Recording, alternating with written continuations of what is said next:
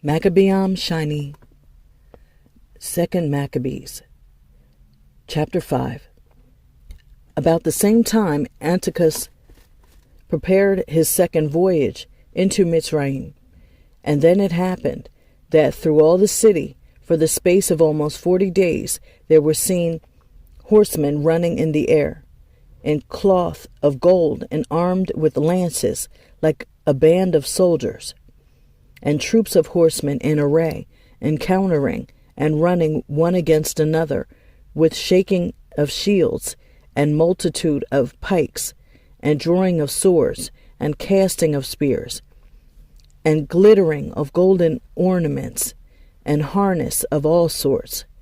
Wherefore every man prayed that apparition might turn to good. Now when there was gone forth a false rumor, as though Antiochus had been dead, Yachan took at the least 1,000 men, and suddenly made an assault upon the city. And they that were upon the walls being put back, and the city at length taken Menelaus, fled into the castle. But Yachan slew his own citizens without mercy, not considering that to get the day of them, of his own nation, would be a most unhappy day for him.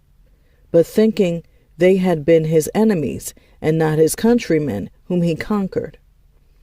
Howbeit for all this he obtained not the principality, but at the last received shame for the reward of his treason, and fled again into the country of the Ammonim.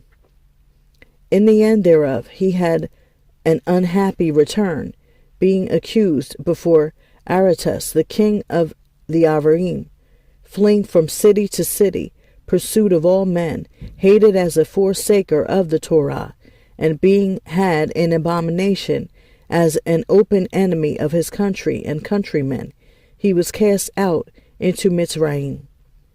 Thus he that had driven many out of their country perished in a strange land, retiring to the Lacedaemonians, and thinking there to find help by reason of his kindred.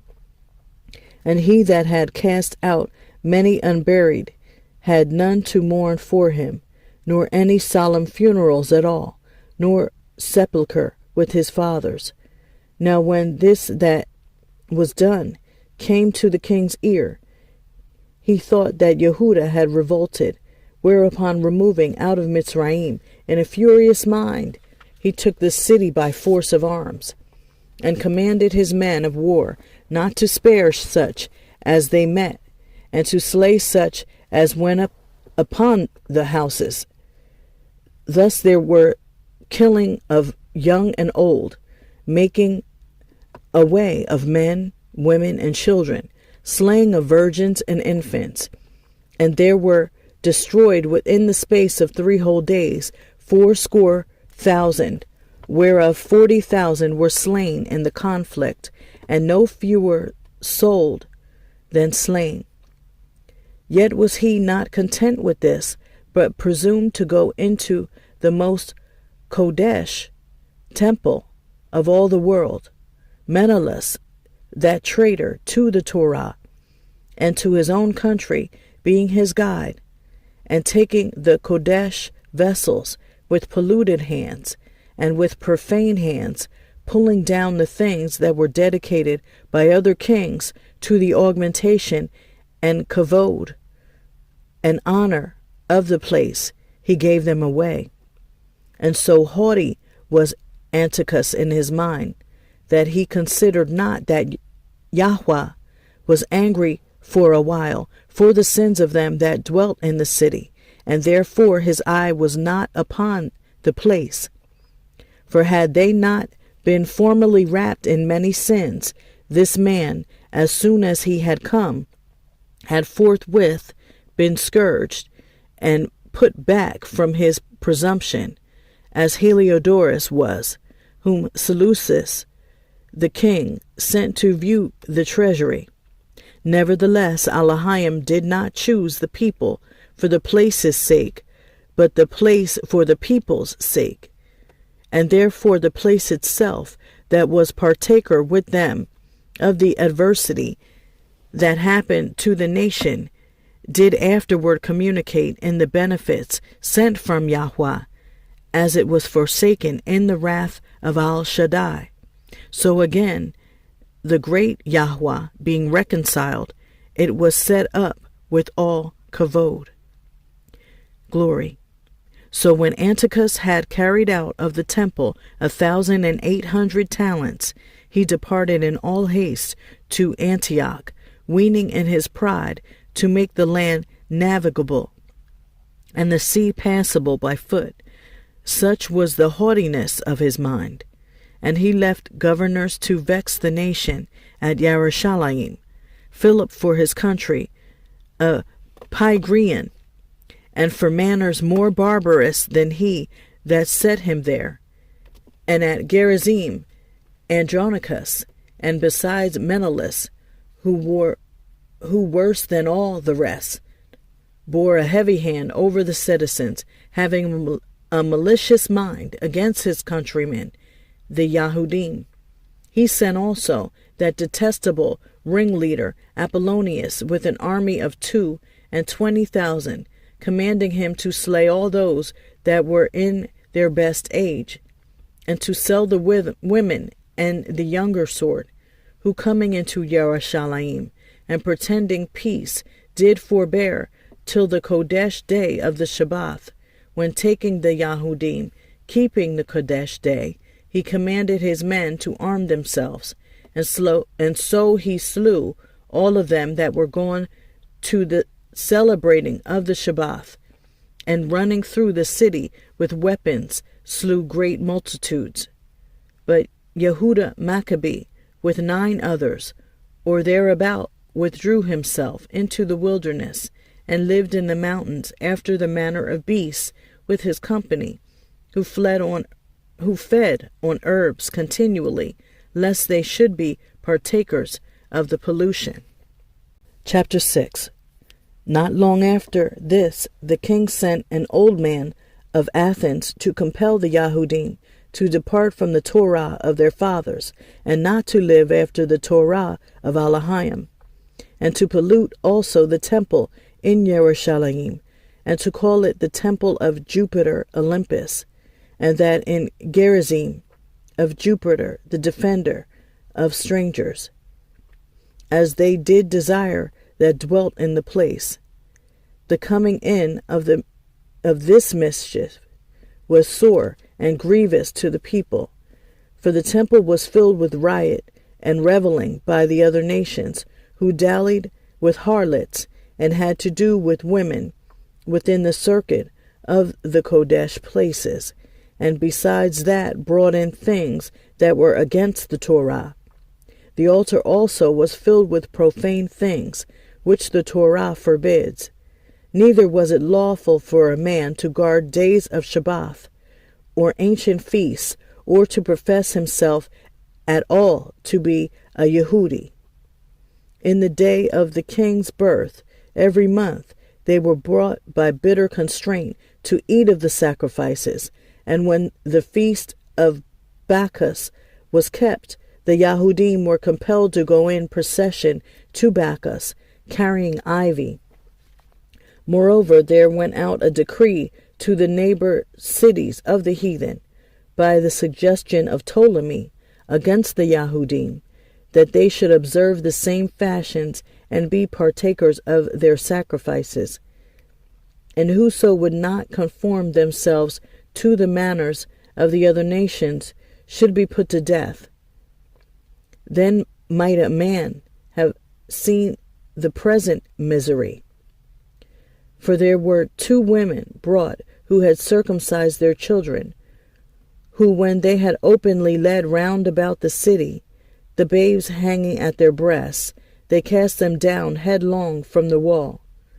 And others that had run together into caves nearby to guard the Shabbath secretly, being discovered by Philip, were all burnt together, because they made a conscience to help themselves for the honor of the most sacred day.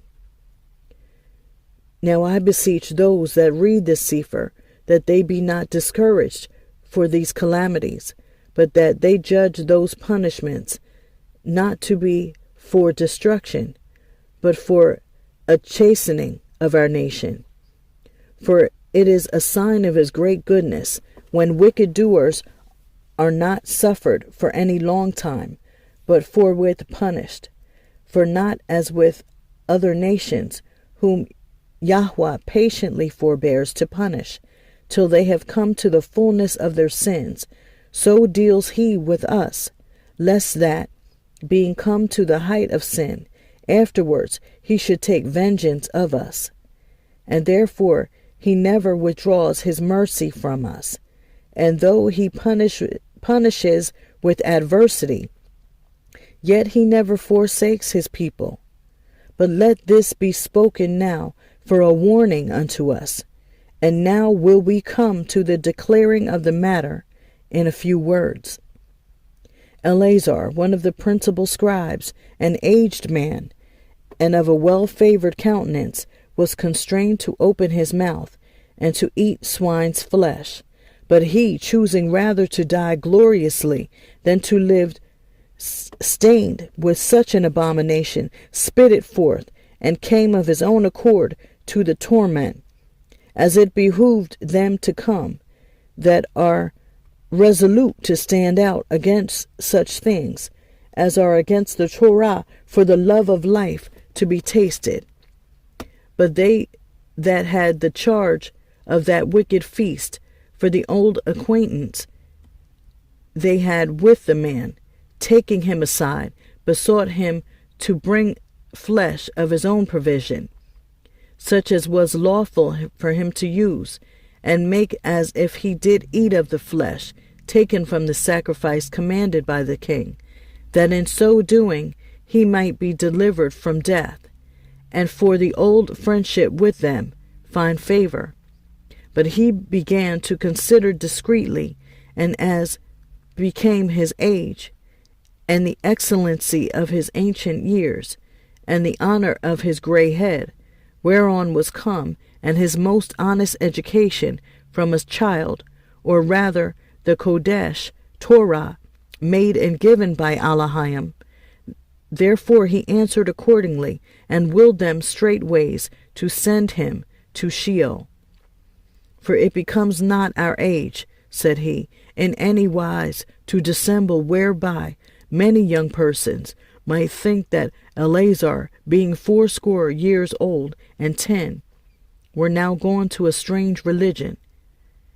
And so they, through my hypocrisy, and a desire to live a little time, and a moment longer, should be deceived by me, and I get a stain to my old age, and make it abominable? For though, for the present time, I should be delivered from the punishment of men, yet should I not escape the hand of Al Shaddai, neither alive nor dead. Wherefore now, manfully changing this life, I will show myself such one as my age requires, and leave a notable example to such as be young to die willingly and courageously for the honorable and Kodesh Torah. And when he said these words, immediately he went to the torment. They that led him, changing the good, will they bore him a little before into hatred, because the foresaid speeches proceeded, as they thought, from a desperate mind.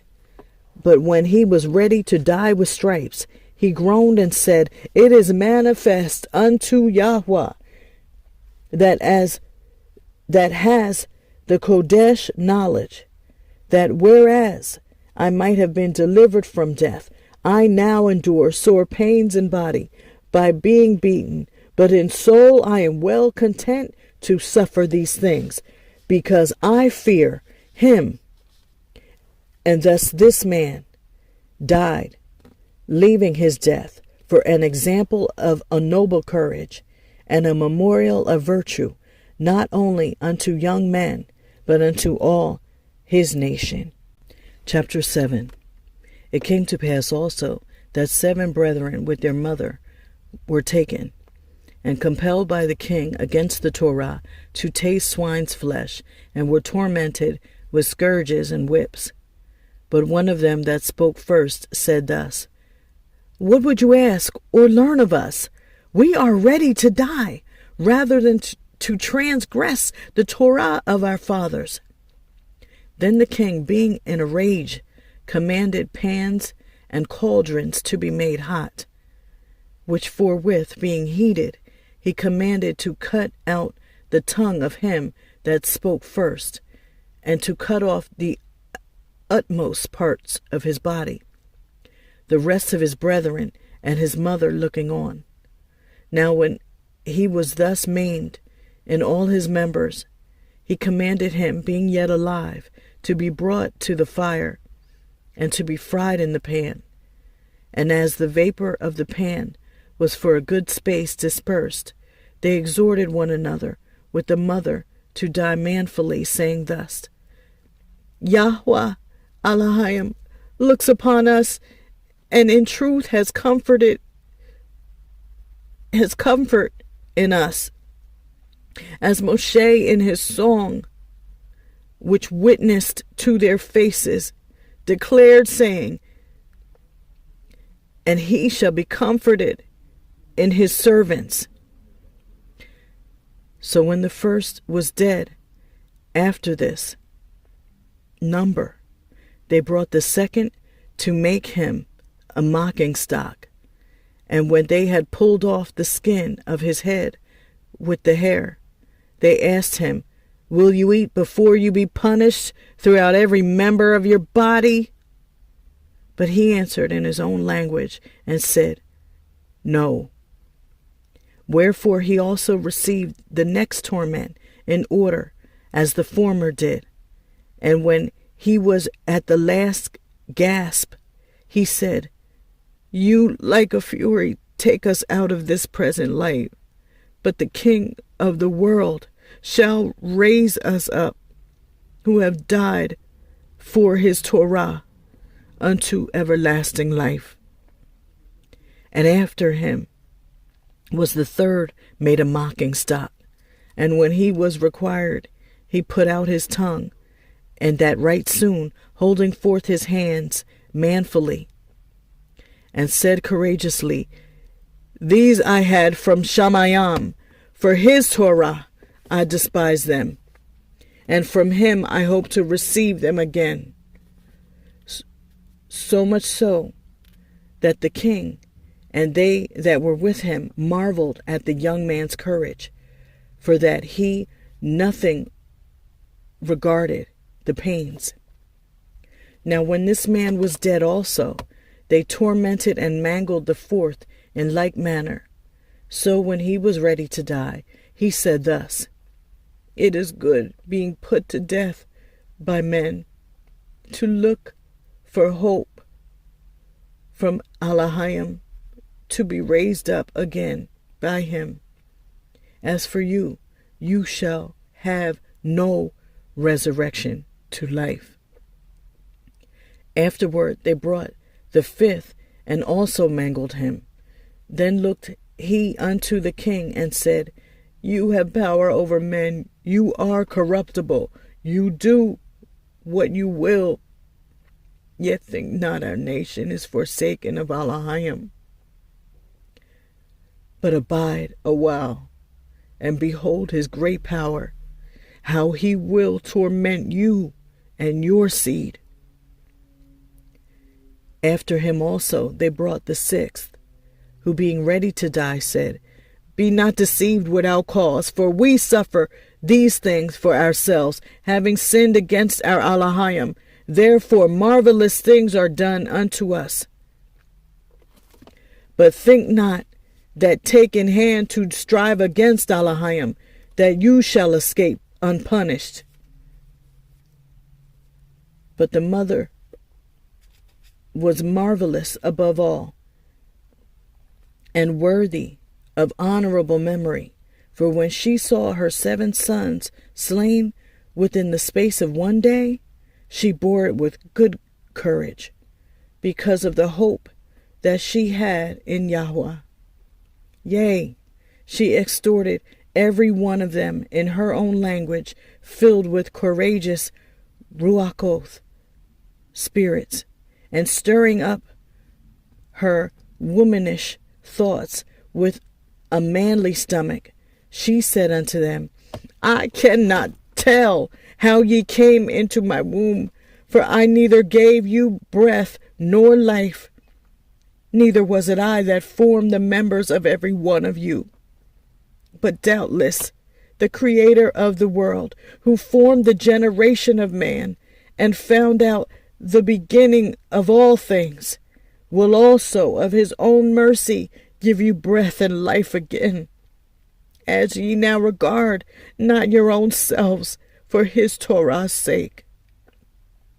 Now Antiochus, thinking himself despised and suspecting it to be a reproachful speech, while the youngest was yet alive, did not only extort him by words, but also assured him with oaths that he would make him both a rich and a happy man if he would turn from the Torah of his fathers, and that also he would take him for his friend and trust him with affairs. But when the young man would in no case hearken unto him, the king called his mother and exhorted her that she would counsel the young man to save his life. And when he had exhorted her with many words, she promised him that she would counsel her son. But she, bowing herself toward him, laughing the cruel tyrant to scorn, spoke in her country language on this manner: O my son, have pity upon me, that bore you 9 months in my womb, and gave you such 3 years, and nourished you, and brought you up unto this age, and endured the troubles of education. I beseech you, my son, look upon the Shemayim,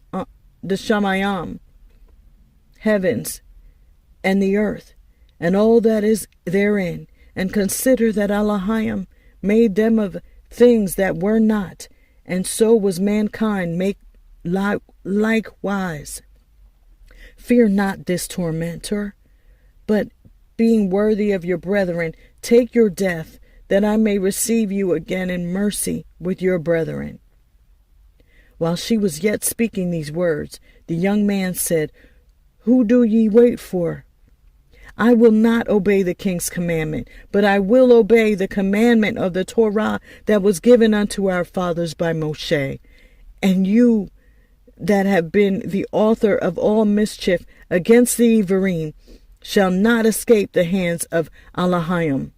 For we suffer because of our sins, and though the living Yahweh be angry with us a little while for our chastening and correction, yet shall he be at one again with his servants. But you, O godless man, and of all other most wicked, be not lifted up without a cause, nor puffed up with uncertain hopes, lifting up your hands against the servants of Elohim. For you have not yet escaped the judgment of Al Shaddai, who sees all things. For our brethren, who now have suffered a short pain, are dead under Elohim's covenant of everlasting life. But you, through the judgment of Elohim, shall receive just punishment for your pride. But I, as my brethren, offer up my body and life for the Torah of our fathers, beseeching Elohim that he would speedily be merciful unto our nation, and that you by torments and plagues may confess that he alone is Elohim, and that in me and my brethren the wrath of Al Shaddai, which is justly brought upon our nation, may cease. Then the king, being in a rage, handed him worse than all the rest, and took it grievously that he was mocked. So this man died undefiled, and put his whole trust in Yahweh. Last of all, after the sons, the mother died.